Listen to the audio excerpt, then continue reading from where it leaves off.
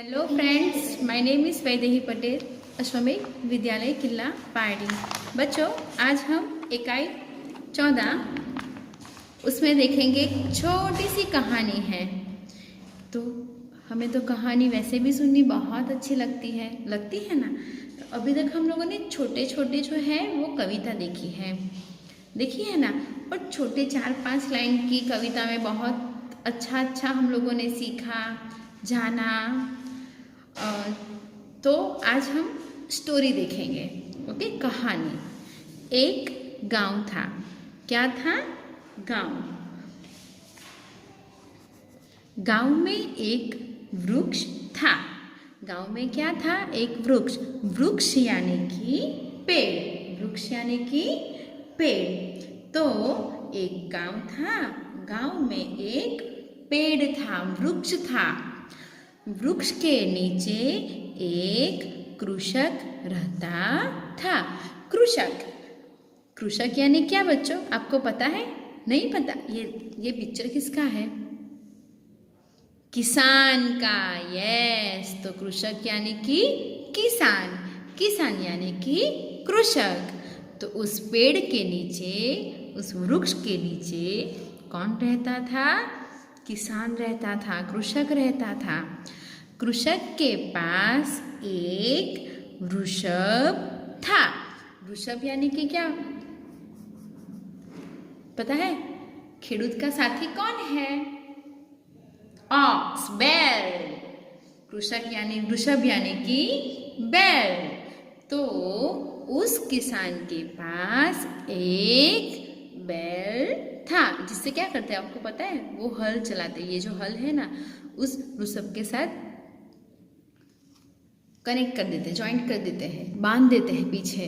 फिर ये जैसे जैसे आगे वृषभ चलता है, पीछे पीछे ये जो हल है वो चलता है। तो जो जहाँ जहाँ हल जाता है वहाँ अंदर बीज बोए जाते हैं। कौन? खेडूत। तो वृक्ष पर 6 कौवे रहते थे। कितने कौवे? 6 कौवे यानी कौवा। कौवा देखा ना आपने? क्रॉ। तो एक गांव था। गांव में एक क्या था? वृक्ष था, पेड़ था। तो पेड़ के नीचे एक कृषक रहता था।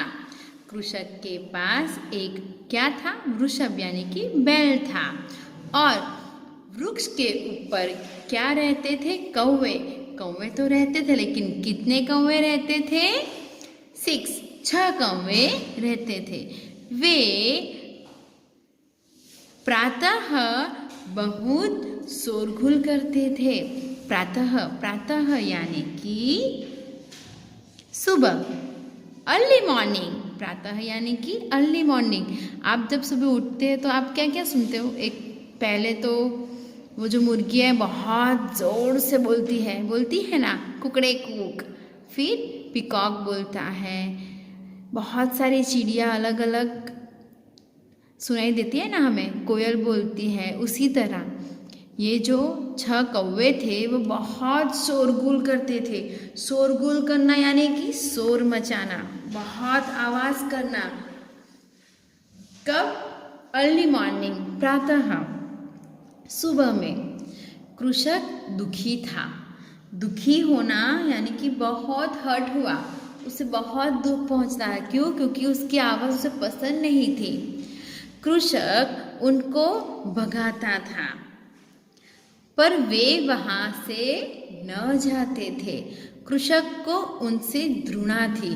घृणा होना यानी कि नफरत होना, गुस्सा होना। एक बार, लेकिन उसके ऊपर घृणा क्यों करता था, गुस्सा क्यों करता था? क्योंकि वो बहुत आवाज़ करते थे। जितनी बार भगाओ वो वापस आ जाते थे। इसीलिए किसान को उसके ऊपर बहुत गुस्सा था और घृणा भी बहुत थी।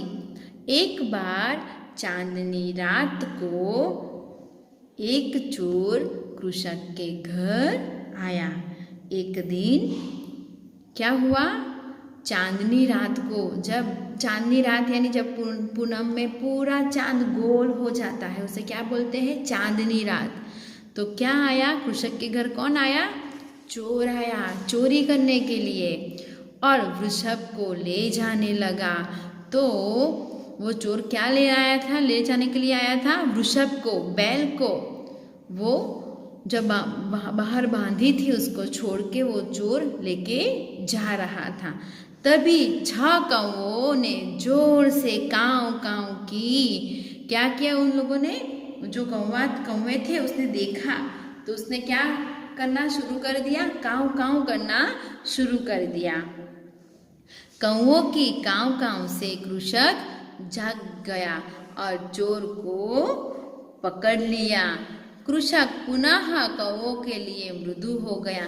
मृदु हो जाना यानी कि कोमल हो जाना, एकदम प्रेम हो गया उसके साथ, अच्छी उसके मन में अब उसके लिए कोई बैर नहीं था। जो उसको घृणा थी वो प्रेम में बदल गई, मृदु हो गया, नरम हो गया।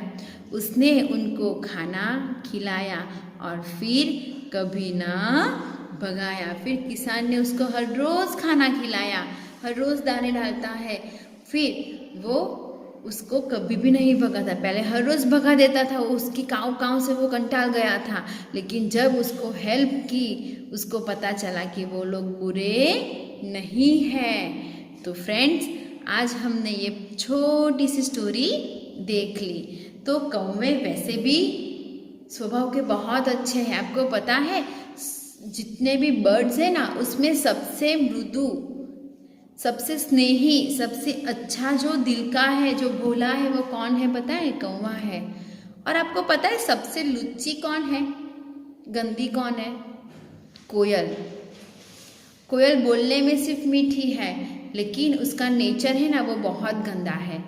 और कौवे बोलने में बहुत कर्कश है, हमें पसंद नहीं आता, लेकिन वो स्वभाव में बहुत अच्छा है।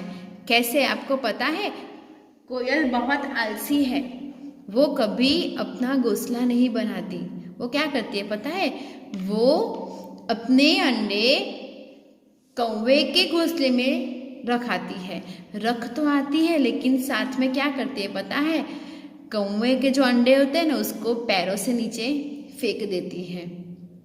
खुद का अंडा रखने के लिए वो कौवे के अंडे को नीचे फेंक देती है, 1-2 अंडा। फिर कोयल अपने अंडा वहाँ रख देती है। गर्मियों में, सर्दियों में वो कभी भी अपना घोंसला नहीं बनाती, कहीं ना कहीं जाके कोई पत्ते के अंदर छिप जाती है। कौवा बेचारा अपने बच्चे समझ के वो कोयल के बच्चे को खाना खिलाता है, उसे बड़ा करता है।